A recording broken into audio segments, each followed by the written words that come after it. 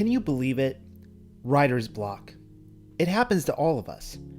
I woke up at 5 this morning and set up shop at the keyboard, but struggled for hours to move beyond the title, Nobody Drank the Kool-Aid. Mostly, I just sat here thinking about the temperature in Guyana this time of year. And I learned something. It's apparently never sweater weather in Guyana. If the title confuses you, then know that I mean precisely what I say. The world is a stage. The official narrative is a script, and Jim Jones takes the icing on the cake. To further clarify, somebody may have actually drunk Kool-Aid in Jonestown, but that is not to say that anybody expired from doing so. Indigestion, maybe, but dead, no. The media is designed in such a way as to keep us emotionally invested in actors, all of whom are simply playing their respective role in a televised production. Our theme word for the day is illusion. His official narrative hits every obvious stride, painfully so, just as we would expect from someone whose very existence was chosen as a psyop. Before this is over, you will see how Jim Jones and the curious case of the Kool-Aid would simply not work had it not been for his symbiotic relationship with the media. Eventually, you watch enough movies to recognize a Woody Allen, Wes Anderson, Quentin Tarantino, Christopher Nolan, Terrence Malick, or M. Night Shyamalan production when you stumble upon one. It's like that with Intel. You begin to familiarize yourself with one staged hoax, and then another, until soon enough you pull back and realize, to your astonishment, that we're living in a Baskin-Robbins ice cream parlor, and everything we're fed, all 31 flavors, is a stage production in one way or another.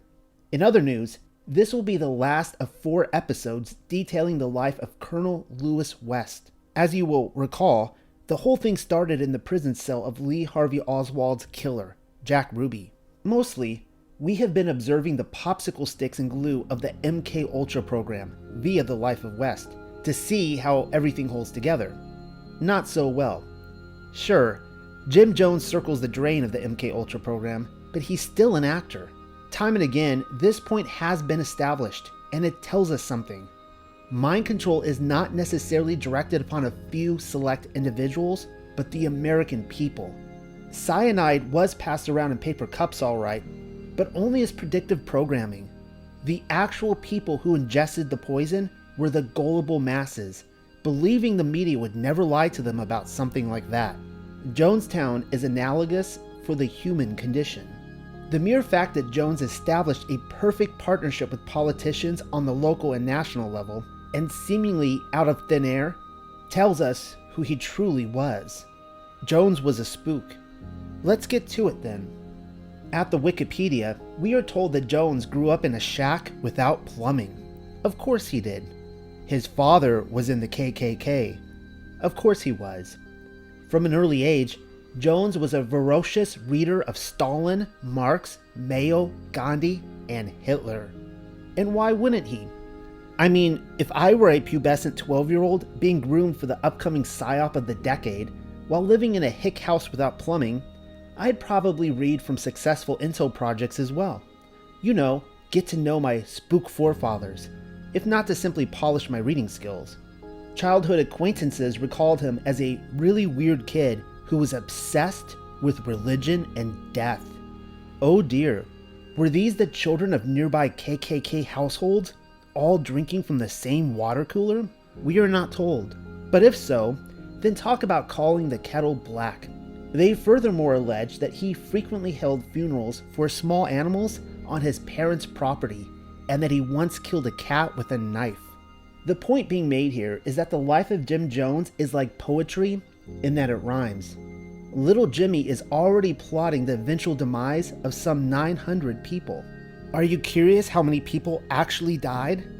You might want to hold on to something. 911. There's that number again.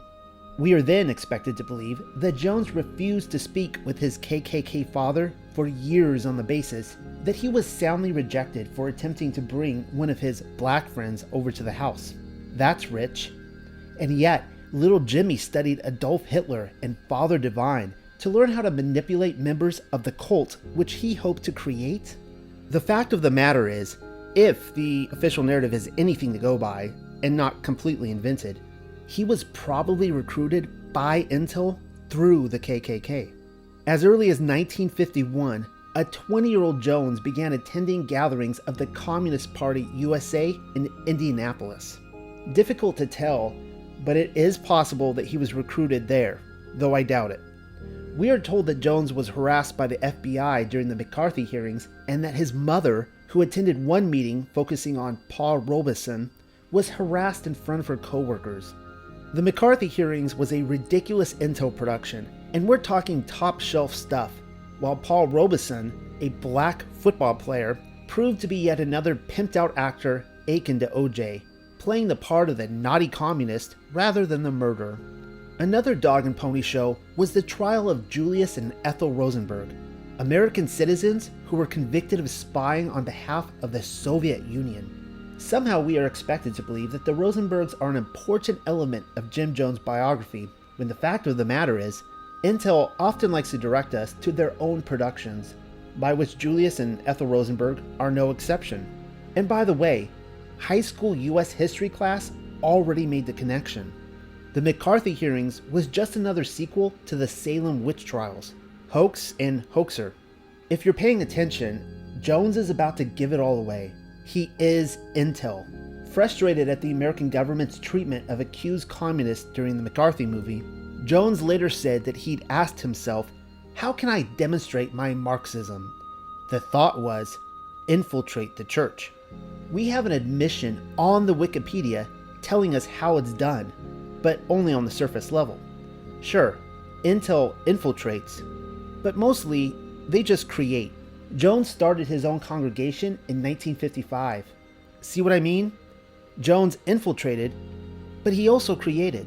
Jonestown is simply a parody for the continuation of Genesis chapters 4 through 6 in the human experience. The children of Cain still run everything. Genesis makes it so clear, and yet you have to wonder how many people who were alive in pre-Diluvian times actually figured that out. My guess is not many.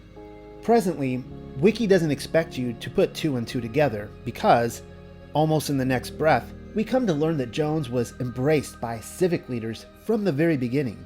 And that is because the life of Jim Jones was only as natural as a three-legged race. As early as 1960, Indianapolis Mayor Charles Boswell appointed Jones to be director of the Human Rights Commission, something the CIA very likely had their hands in. Smoke and mirrors, people. Today, we're discovering all sorts of fun facts. For example, the People's Temple received its name from their very first location in Indianapolis. A certain Rabbi Maurice Davis sold the temple to Jones on remarkably generous terms. From this title alone, we can easily deduce that Rabbi Davis was a Jew.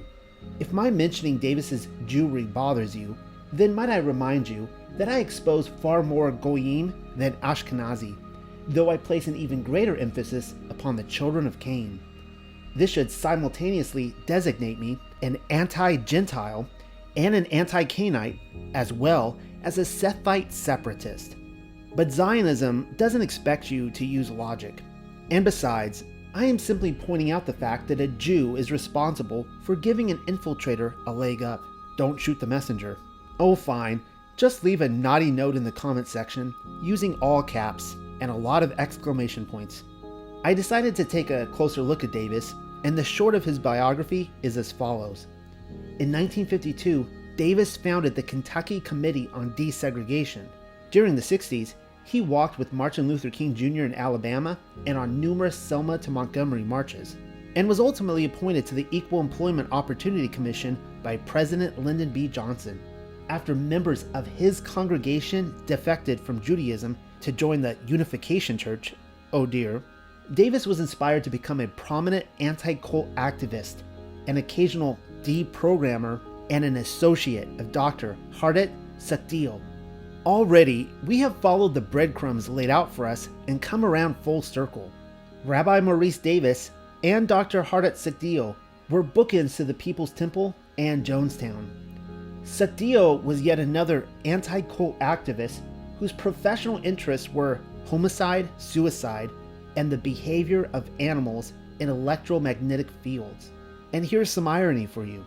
Anti-cult activists weren't simply raising public awareness of cults. They were put in place for the purposes of creating them. First, consider that Sagdiel was one of the few civilians brought into Guyana.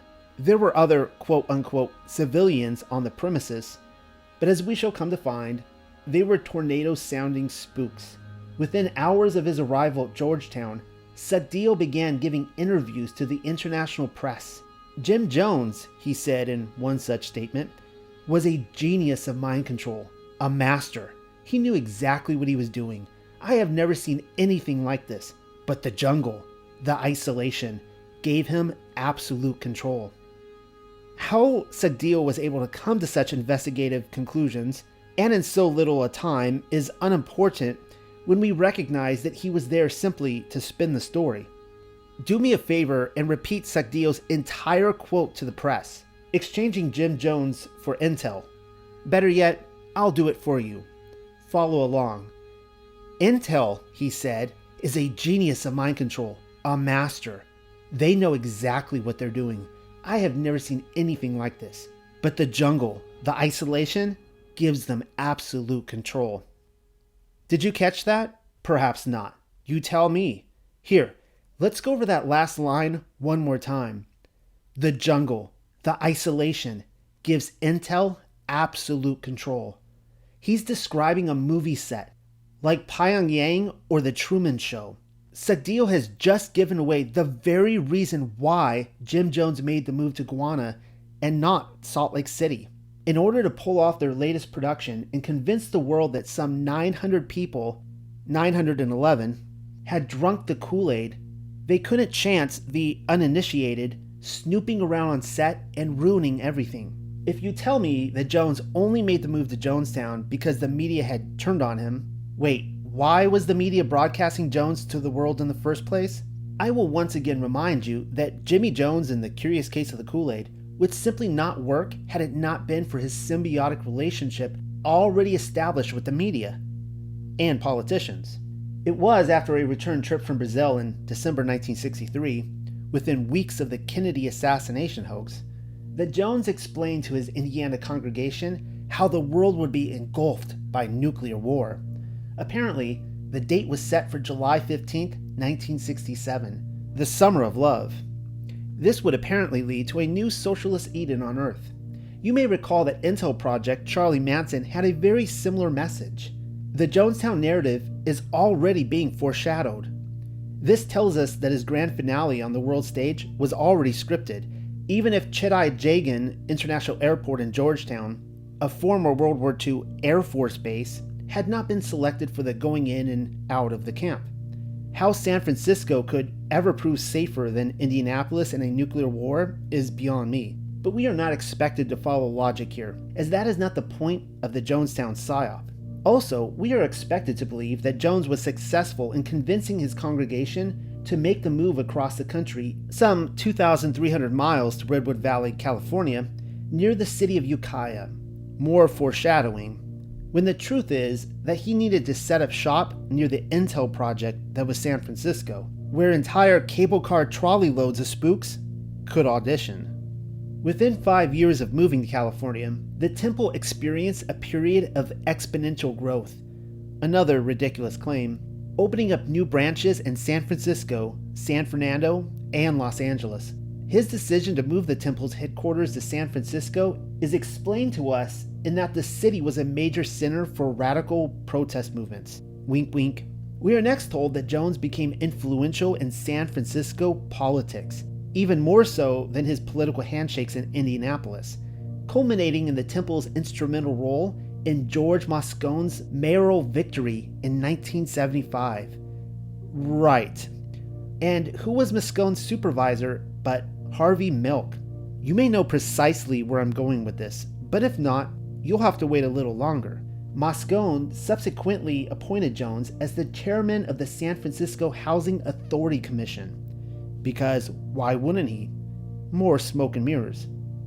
Soon after his final act at Jonestown, temple members revealed to the New York Times that Jones arranged for busloads of members to be brought in from Redwood Valley to San Francisco to vote in the mayoral election, despite not being registered, while another former member claimed Jones swayed elections, Sure he did.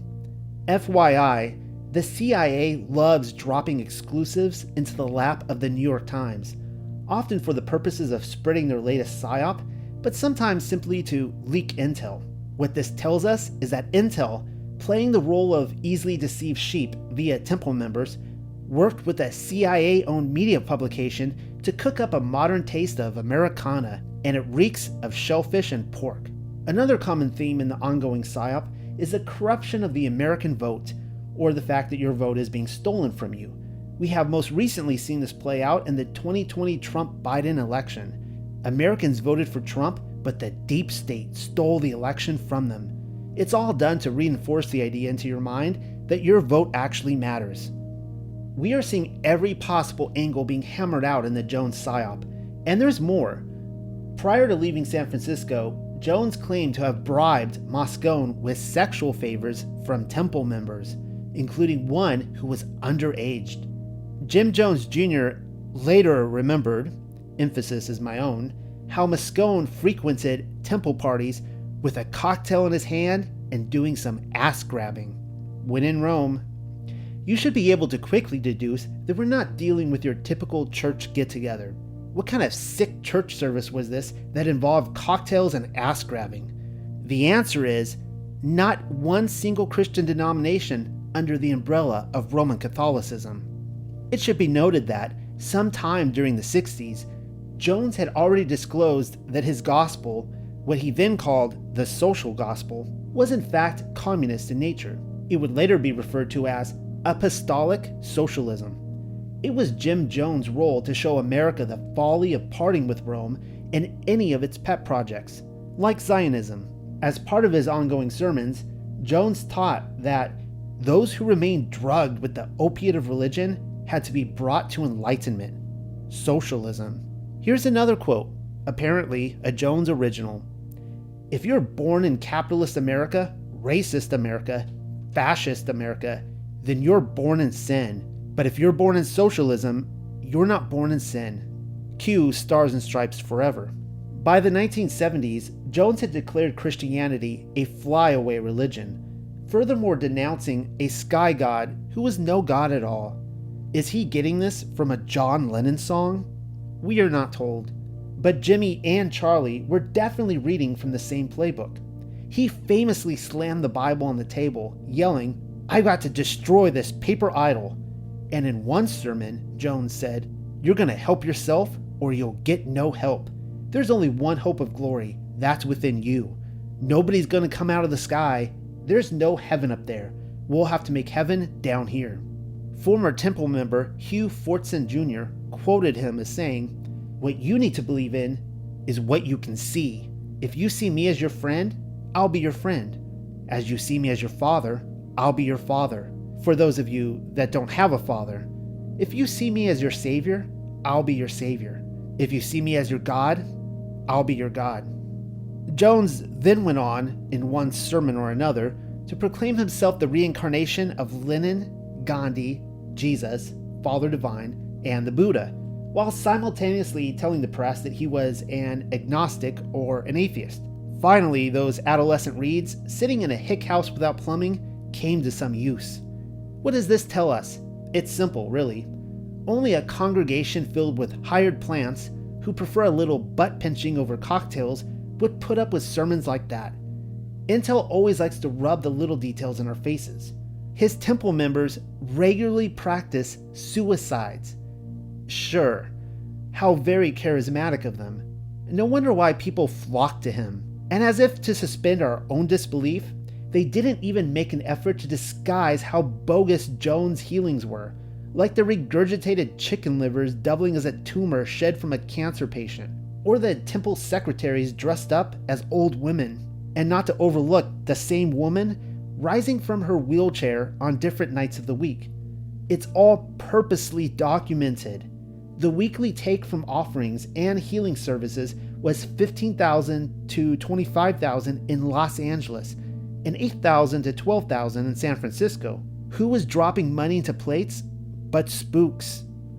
So, getting back to San Francisco Mayor George Moscone. Moscone arranged a private meeting between Jones and vice presidential candidate Walter Mondale on his campaign plane only days before the 1976 election. Mondale then went on to publicly praise the temple. As if that's not suspicious. But it gets better. As if the script hasn't already outed itself, the Wikipedia immediately informs us that First Lady Rosalind Carter met with Jones on multiple occasions, corresponded with him about Cuba, wait, what? And spoke with him at the grand opening of the San Francisco headquarters, where he received louder applause than she did. If you're trying to figure out why Mrs. Carter was feeding intel to a communist about communist Cuba, then you are attempting to make sense of a story which is never intended to be rational, but only to feed your cognitive dissonance. You'd think a guy who publicly denounced the Bible, accused everyone of living in sin who didn't repent of being born in America or capitalism, and claimed to be the reincarnation of any number of ascended masters would be bad for business. And it was. The Carters apparently did their best to take a dump on evangelicalism via splendid gaslighting techniques. It was the 1970s. You had to be there. Christians despised Carter, quickly turning from a love to hate relationship, and in as little as 4 years, without always being able to put their finger on it. Jimmy Carter's interview with Playboy magazine was just one instance of dialing up the gaslight. And if you took the time to read my paper or listen to the episode on the JFK assassination hoax, then you may recall the ending. I won't give it away here, but the point of it is this. The Georgian peanut farmer was selected as president in order to castrate Camelot-era Democrats. Again, if you read the paper, then you'll know what I mean by that. Actors/politicians surrounded the atheist agnostic, reincarnated Lenin, Gandhi, Jesus, Father Divine, Buddha, healing huckster of a communist congregation or whatever, and they publicly applauded him. Even if you refuse to acknowledge the world as a stage, and that we might as well be in Baskin-Robbins, trying all 31 flavors and coming to the conclusion that every spoonful is still ice cream, you should at least be taking a look at the swinging endorsement of those politicians, and then asking yourself by this point, how is that even possible? Still not convinced? Let's look at a few more. The Wikipedia writes, in September 1976, California Assemblyman Willie Brown served as master of ceremonies at a large testimonial dinner for Jones, attended by Governor Jerry Brown and Lieutenant Governor Mervyn Dimely. At that dinner, Brown touted Jones as what you should see every day when you look in the mirror, and said he was a combination of Martin Luther King Jr., Angela Davis, Albert Einstein, and Mayo. Talk about giving the guy's ego a rub. How did Jones even end up getting a testimonial dinner with the governor of California? The gears were certainly turning in 1976. We are only 2 years away from the faked Kool-Aid ceremony, and the American consciousness needs to be made aware of who the San Franciscan preacher is. Intel did the exact same thing with Manson in the months leading up to the Sharon Tate murders, via notable mentions from the rock musicians of Laurel Canyon. But Jones is 100 times magnified, and it all serves a purpose. More castration. If you gave Rosalind Carter the benefit of the doubt by attempting to convince yourself that she flew out to Jones Temple in San Francisco for the purposes of public endorsement and Cuba talk, without ever once taking the time to familiarize herself with his message, then you'll want to take note of the fact that California Governor Jerry Brown is here publicly comparing Jones with a Chinese communist leader. That was not by accident. Jones spoke with publisher Carlton Goodlett of the San Francisco Sun-Reporter, expressing his remorse over not being able to travel to socialist countries such as the People's Republic of China and the Soviet Union, speculating that he could be chief dairyman of the USSR. But that is not all that he is being compared to here. Jones is a white guy being identified with two black people, MLKJ and Angela Davis. Interesting, since Angela Davis held private audience in Jones' apartment.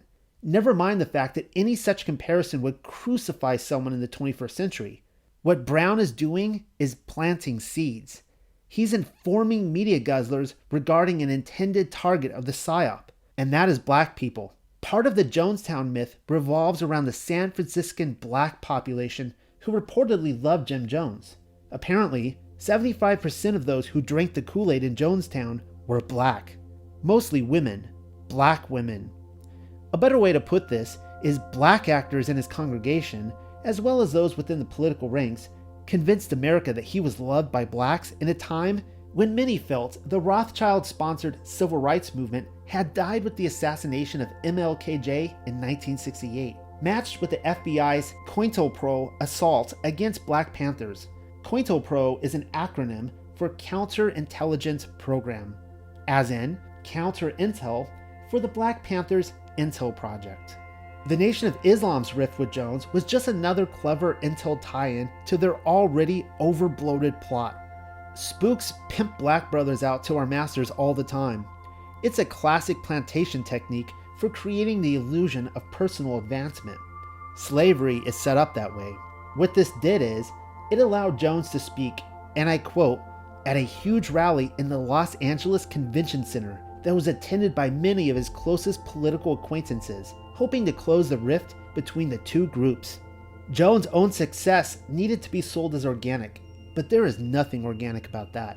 Even the homosexual psyop is brought into the Jones narrative because Intel was pulling out all the stops. Harvey Milk. Gay activist and San Franciscan Mayor George Moscone's right-hand man. Harvey got milk. As if Jones' message couldn't get any more wackadoodle towards the people we are expected to believe fill the pews of his communist congregation, ex-Temple member Joyce Houston had this to say. Jim said that all of us were homosexuals. Everyone except him. He was the only heterosexual on the planet, and that the women were all lesbians. The guys were all gay, and so anyone who showed an interest in sex was just compensating. In the days after the Jonestown massacre, ex-Temple member Tim Carter told the New York Times that Jones had open ranging rights with every married woman. He told their husbands that he only did it to help the women. Ex-Temple member Jerry Parks, who had apparently turned over his home and everything he owned in California to the People's Temple, said in the same article that Jim Jones was the only heterosexual among them. What this means is he could have sex with other men without being tagged as bisexual. By the way, those wives would then go around bragging that Jones was the best sex they'd ever had. This was all done, Tim Carter adds, to emasculate the men of Jonestown. If Jones was set up in such a way as to derail the civil rights movement and the LGBTQ agenda, and we know Mayor Moscone was pinching cheeks with a cocktail in his hand, then why was gay activist Harvey Milk holding political rallies at the temple? The answer to that is simple. I'll explain in a moment, but you already know the answer. After one such visit, Milk wrote to Jones, "Reverend Jim, it may take me many a day to come back down from the high that I reached today. I found something dear today.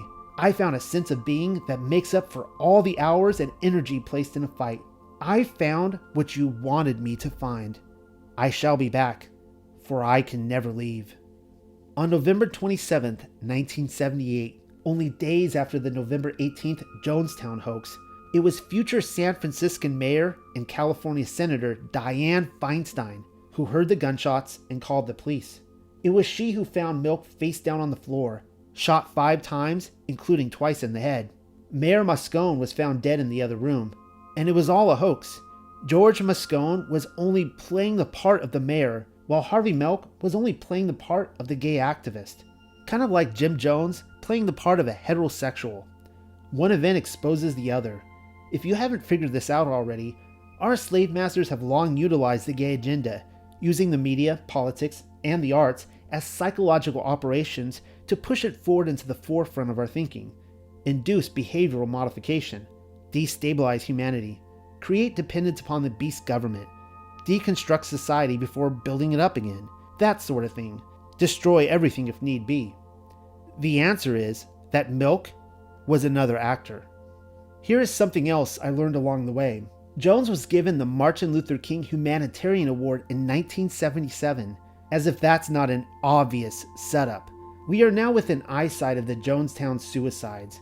He was given the award by Cecil Williams, a black reverend in the United Methodist Church. I decided to look into Williams' wiki page.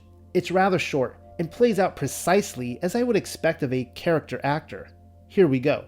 We first read that he became the pastor of Glide Memorial Church in San Francisco in 1963. No surprise, since agents were arriving in mass numbers to the Bay City at that very time. He then founded the Council on Religion and the Homosexual the following year, whereby he aimed to blend the civil rights movement with LGBTQ, as if that's not at all suspicious. Isn't that what Jim Jones did? Pretty much, except that here, Agent Williams laid the groundwork. He hosted political rallies involving Angela Davis and the Black Panthers, but also Bill Cosby and Billy Graham. And get this, the Wikipedia further states, when Patty Hearst was kidnapped by the Symbionese Liberation Army, Williams attempted to negotiate a deal for her release. Right. Every person, council, and organization just mentioned were either spooks or spook-led. Do you see how all these intel projects are interconnected? Eventually, you watch enough movies to know that George Clooney, Cary Grant, Clint Eastwood, Morgan Freeman, John Wayne, Audrey Hepburn, and Meryl Streep are all the same people ultimately playing the same tired part, but in different productions. That may sound like a no-duh statement to you, but that is how the world beyond the screen actually works. Personality actors like Cecil Williams are often hired for different roles in ongoing intel projects. Let us recap. Jim Jones is forging relationships with Harvey Milk, George Moscone, Jerry Brown, Cecil Williams, Angela Davis, Walter Mondale, and the Carters. All of these movable chess pieces aforementioned were tied together by intel, but made known to us by the press. You might think, somewhere along the way, that an innocent, hardworking newspaperman would start recognizing actors entering and exiting the stage and begin to connect the pieces. But no. Quite contrarily, the motionless plane is a globular theater, and they know it. They don't want you thinking about the performance witchcraft at all. Sure, there are real pastors and real humanitarians, certainly real people in San Francisco, but the press isn't concerned with them so much as casting the spell. It is the job of the media to pinpoint intel projects and then sell them to us as something legitimate, organic, evolutionary even, perhaps even drop intel as part of their investigation. Wiki writes their articles much as a trapeze artist might swing around under the high top. It's all a clown show, but it also takes a dedicated effort keeping the lie alive while blinding us to the fact that they're the conductor stoking the engine and blowing the whistle of the magic choo-choo train. Isn't it fun watching the official narrative melt like a candy bar on the dashboard of your car during the heat of a sweltering summer day? After a while, you will no longer acknowledge the beautiful rhythmic symphony, and like me, all you'll hear is a barking seal thumbing its nose against the rubber of a few measly bugle horns. Here at the Unexpected Cosmology, we're all about the analogies. I have just given you much to think about. Moving on, the Wikipedia claims, Jones also forged alliances with key columnists and others at the San Francisco Chronicle and other press outlets. Of course he did.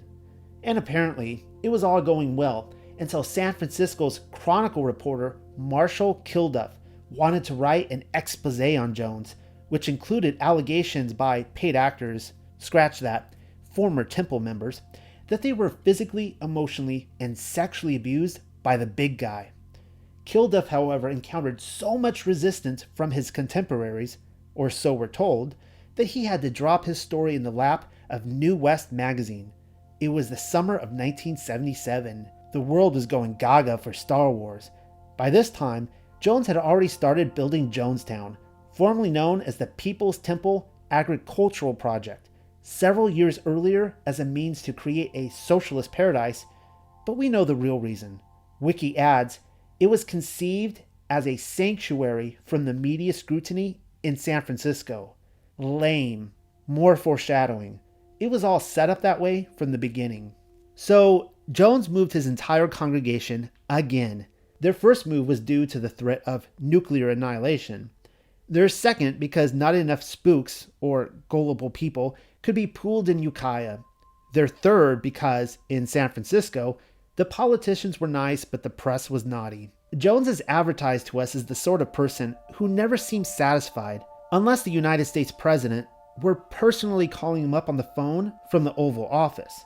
The pond is otherwise always too small. What he needs is more people to applaud his fake healings, which makes the move to Jonestown completely irrational in every way imaginable. But again, we know the real reason. They needed a lockdown movie set. Jones furthermore sold the final move to his congregation by terming the word translation, by which he and his followers would all die together and move to another planet to live blissfully once they were in Jonestown. Sure, I'll say it again, kids. The lesson here is stay in Rome. The logistical problem of moving an intel project away from the Langley-operated city of San Francisco is that it is now no longer capable of being fed to the masses via media scrutiny, when the entire point is something alchemical in nature. That is why, in the autumn of 1977, former Temple members formed a Concerned Relatives group due to the fact that they still had family members in Jonestown. This is precisely how they kept the Jones story alive in the American consciousness, but it did better. The cruel physical separation of loved ones, husbands from wives, and parents severed from their children, allowed the Concerned Relatives group to sear the narrative into a serial drama, something to invest and hang one's emotions upon. In this way, they built the tension to the inevitable. It's all psychodrama. At a rally attended by Harvey Milk and Assemblyman Art Agnos, Willie Brown spoke out against anybody who stood in opposition to Jones. This is how they legitimized the Concerned Relatives, by creating the necessary opposition. But it gets better. Wiki writes, on February 19, 1978, Milk wrote a letter to President Jimmy Carter defending Jones as a man of the highest character, and he claimed that escaped Temple members were trying to damage Reverend Jones' reputation with apparent bold-faced lies. Highest character. Did I get that right? Sure. Do you see how difficult it is for me to maintain a calm demeanor while clapping away upon the keyboard? Willie Brown later stated, if we knew then he was mad, clearly we wouldn't have appeared with him. A show of hands. Is anybody still buying that? Remember, Intel is pulling out all the stops. Communism is involved. The civil rights is involved. LGBTQ is involved. The Nation of Islam and the Black Panthers are involved. The White House is involved. Gandhi is involved. In 1978, Jones then hired conspiracy theorists Mark Lane and Donald Freed to help make the case of a grand conspiracy against the temple by U.S. intelligence agencies. This was, of course, to draw even more emotional investment into his psyop. Jones told Lane that he wanted to pull an Eldridge Cleaver, referring to a fugitive member of the Black Panthers who was able to return to the U.S. after initially damaging his reputation. So, more paid actor references. Otherwise, this is all news to me. I had absolutely no clue that conspiracy theorists were for hire until now. Where is my pay?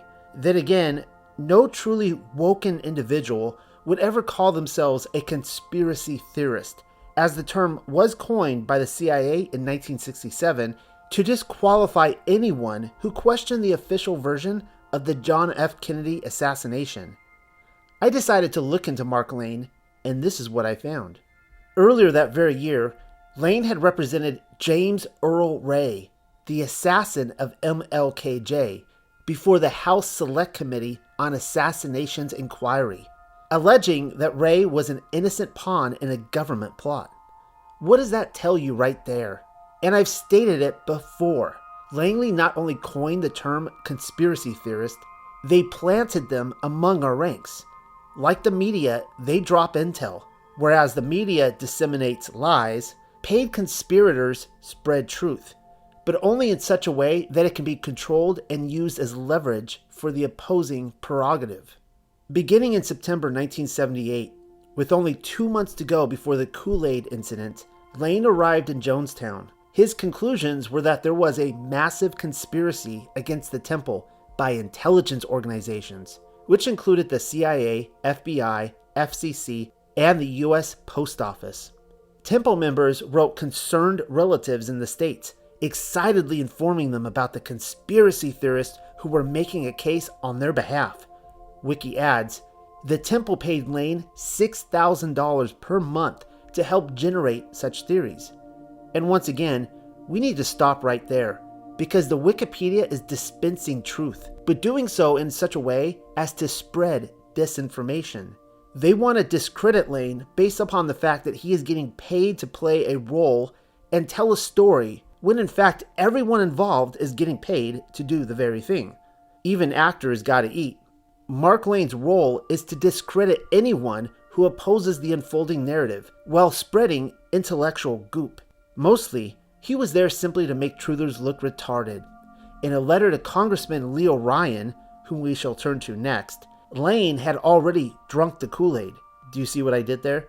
Because, as an apparent spokesperson for Reverend Jimmy, he threatened to move the People's Temple to the Soviet Union. Ridiculous. Lane was present in Jonestown on November 18, 1978.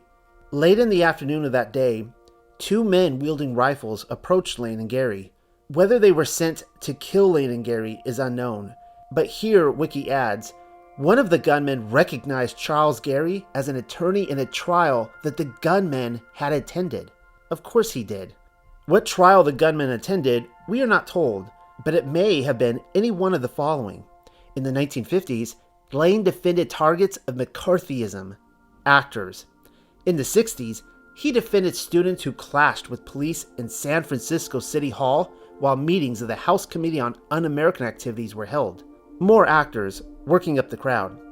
He represented the Black Panther Party on multiple occasions, specifically Black Panther leader Bobby Seale, one of the Chicago Seven, after the 1968 Democratic National Convention psyop. The more likely scenario is that Intel is connecting the dots for us between one stage performance and another.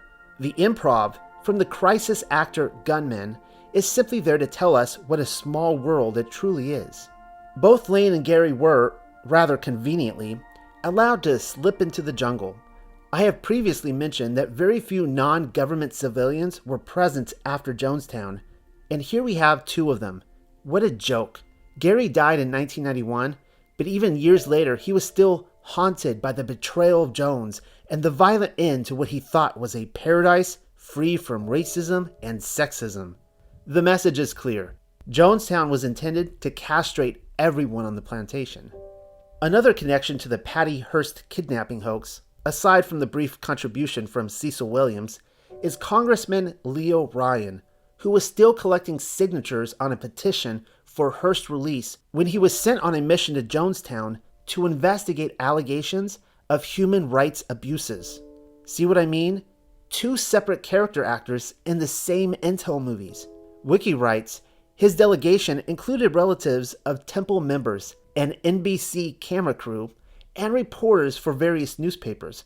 Of course, a Jewish-run camera crew arrived for the production. NBC loaned their film equipment out to Charlie Manson too, naturally. Jones then hosted a reception for the delegation upon the evening of their arrival, and all seemed dandy among the wives of Stepford. Well, sort of. This is, after all, a movie. The audience needs to see the twitch of the shadow and the crooked camera angle in order to feel as though their peripheral vision is off before the killer makes himself known on the other side of the window. It's how you build the tension. Alfred Hitchcock perfected the technique by designing a camera shot as simple as two people talking over dinner and then zooming in upon the ticking time bomb under the table. And then it happens. Temple member Vernon Gosney passes a note to one of the newsmen, requesting that he and Monica Bagby become Jonestown's first two defectors. In occult thinking, two represents opposites, diversity, and conflict. In alchemy, we are given the imagery of the sun and the moon. It will do you well to remind yourself that everything about the Jonestown psyop screams of duality. From that moment forward, the Jim Jones movie switches gears from a D.W. Griffith religious epic or whatever to something akin to George Romero. Remember how Jim Jones criticized the Intel movie that was the McCartney communist hearings? That was a spin on Salem. Now we have communist zombies living out the John Lennon song while running amok in the jungle, complete with the summer blockbuster tagline, "Don't drink the Kool-Aid." Temple member Don Sly turns on Ryan and attacks him with a knife, but not before he is first wrestled to the ground. In little time, Ryan and his delegation manage to escort 15 Temple members who had expressed a desire to leave. Why 15? Because 15 in the major arcana trump deck is the devil, Uriel. But that is not to say the occult sees the devil as evil. On an esoteric level, the number 15 is a reflection of the basic animal instincts within us, reflected in Greek and Roman mythology by the god Pan, and therefore represents the duality of our base consciousness and our higher self. Do you see the internal struggle being presented here? As they board 2 planes at the nearby airstrip, Jones's 9 armed guards, called the Red Brigade, arrive on a tractor and open fire. Only 3 Temple members, Joe Wilson, Thomas Keiss Sr., and Ronnie Dennis, are identified among the 9. The number 9 card is the Hermit, which tells us of treason, dissimulation, roguery, and corruption. In reverse, concealment, disguise, fear, and unreasoned caution. The gunmen kill Ryan and 4 others. So, 5 victims. The number 4 represents justice, but with 5, we are given the sum of 2 plus 3, a combination of duality, male and female blended, marriage and captivity. Only defector Larry Layton is able to draw a weapon and return fire. An NBC cameraman was able to capture footage of the first few seconds of the shooting. Just enough footage to showcase the CIA psyop to the world without exposing it for the bloody hoax it really is. Quoting Wiki, the 5 killed at the airstrip were Ryan, NBC reporter Don Harris, NBC cameraman Bob Brown, San Francisco Examiner photographer Greg Robinson, and Temple member Patricia Parks. Surviving the attacks were Jackie Spear, a Ryan staff member, Richard Dwyer, Deputy Chief of Mission from the U.S. Embassy, Bob Flick, an NBC producer, Steve Sung, an NBC sound engineer, Tim Ritterman, a San Francisco Examiner reporter, Ron Javers, a San Francisco Chronicle reporter, Charles Krause, a Washington Post reporter, and several defecting Temple members. They're all spooks or intel actors selected to carry the story forward. The dead could now carry on about their business. We have already seen how Dr. Hardat Sukhdeo was the first to arrive on the scene, a counterpart to Rabbi Maurice Davis.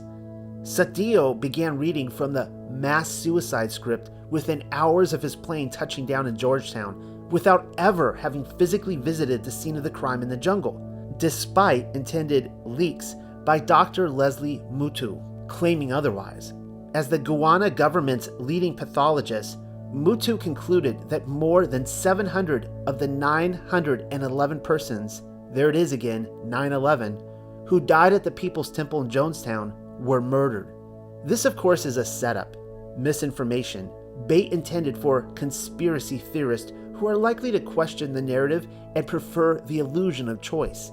It's like the second shooter with Kennedy. The government introduced the magic bullet theory in order to send theorists like Mark Lane, wink wink, hounding after the wrong happy bunny trail when in fact Kennedy was never killed at all. At any rate, it is here where Dr. Lewis West once again enters the narrative. You were probably wondering what happened to him, but I haven't forgotten the man of the hour. Another familiar name is Dr. Margaret Singer. She and West were brought in to echo Sukhdeo's account of things, and from here the mass suicide without resistance narrative was drummed into the public consciousness. That is, unless you preferred the illusion of choice, in which a mass murder is easily believed. Choose your position, either or. Both are government endorsed. The fact that West and Singer had been parroted to the witness stand since the 1950s, and in fact made a career of it, they were paid for their contributions, in order to push MK Ultra mind control theories, should be a huge indicator as to the intended spill on the media guzzler. Singer, after undertaking mind control research in Army medical facilities, was particularly responsible for popularizing the notion that new religious movements, rather than the old ones, aka Rome, brainwash people. So there you go, kids. The message again is, stay in Rome. And by the way, the majority of Jonestown survivors were treated at the Langley Porter Institute. This was done at the request of San Francisco Mayor George Moscone, who was assassinated only 9 days after the Jonestown massacre. Returning everyone to San Francisco. This was most likely done because the Jonestown actors had been pulled from San Francisco to begin with. Actors would need to eat at a later hour. And get this, the Institute, which is said to have conducted classified experiments for the Defense Department's Advanced Research Project Agency, aka DARPA, was hosted by none other than Margaret Singer. I checked. Jim Jones had been a patient at the Langley Porter Neuropsychiatric Institute. Jonestown advanced Louis West's career in trampoline fashion. It is because of the mass suicide in Guyana, we are told, that the Cult Awareness Network was formed, of which West became one of its directors, together with his long-term research colleague, Margaret Singer. We are finishing up the fourth and final paper on the life of Colonel Louis West, and by now, it should be made abundantly clear that he is simply a smokescreen. Sure, he conducted research. Some of it is dangled for us like a juicy carrot. Here's one of them. There is West's proposal to develop a remote behavior modification research center on a missile base, where human experimentation would involve psychotropic drugs, electric shock, and chemical castration, right about the time in which the People's Temple moved to the jungle. Like Tusco the LSD elephant, was Jonestown another project of West? Sure, why not? But not as the suggestion is advertised to us. The CIA is always trying to convince us that they infiltrated a movement, when in fact there is nothing organic about Jim Jones to begin with. West and the CIA did not infiltrate the People's Temple. They created it from the beginning. The point has been well established already. Recognize the difference. Jonestown is predictive programming, plain and simple. They're passing around the Kool-Aid, but only in such a way as to reach through the television screen and hand them off to the nuclear family. We are next told about his conflict with Scientologists. It has already been established here at the Unexpected Cosmology that Scientology is another run-of-the-mill spook operation. According to West, Scientologists attempted to discredit him after his contributions to a 1980 textbook that classified Scientology as a cult. While participating in an American Psychiatric Association panel on cults, each speaker was intimidated into silence after receiving a letter threatening a lawsuit if Scientology were invoked. Only West referred to the letter in the cult, wherein he writes, "I read parts of the letter to the 1,000 plus psychiatrists and then told any Scientologists in the crowd to pay attention. I said I would like to advise my colleagues that I consider Scientology a cult and L. Ron Hubbard a quack and a fake. I wasn't about to let them intimidate me." More actors. The show must go on. Speaking of which, West headed the American Psychological Association trauma response team that rushed to Oklahoma City in the wake of the 1995 bombing of the Murrah Federal Building. He then visited Timothy McVeigh as many as 12 or more times in prison. More MK Ultra programming? Nope. McVeigh was diagnosed like the others. It's Jack Ruby, Sirhan, and Patty Hearst all over again. Intel simply needed the same people involved in practically every psyop to keep a lid on it and steer the ship into the 21st century, because loose lips sink ships and start wars, unless you're the Titanic, which never really sank at all. After Oklahoma City, West retired. Oh, and another thing, I'd nearly forgotten. West Cult Awareness Project played a major role in the siege of the Branch Davidians in Waco, Texas. Why am I not surprised? And you shouldn't be either.